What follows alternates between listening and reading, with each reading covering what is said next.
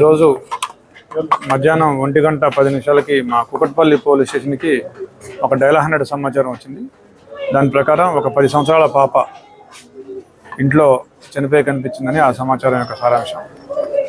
వచ్చి చూడగా ఆ పాప 10 years age and 6th class చదువుతూ ఉంది. సో వాళ్ళ ఇంట్లోనే మంచం మీద పడి ఉంది. సో ఒంటిపై కత్తిపోట్లు ఉన్నాయి. సో ఇప్పుడు ఆ బాడీ చూసాము. తల్లిదండ్రులు చెప్పే వెర్షన్ ఏంటంటే వాళ్ళు 9 o'clockకి ఇద్దరు కూడా జాబ్స్కి వెళ్ళిపోయినారు. వాళ్ళు మళ్ళీ తండ్రి 12:30కి అట్లా బాబుకి బాక్స్ పంపాలని వచ్చి చూడగా పాప శవం బెడ్ మీద కనిపించిందని చెప్తూ ఉన్నాడు.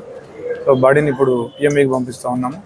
క్రూస్ టీమ్ అండ్ మిగతా వాళ్ళు కూడా వాళ్ళ పని వాళ్ళు చేస్తున్నారు.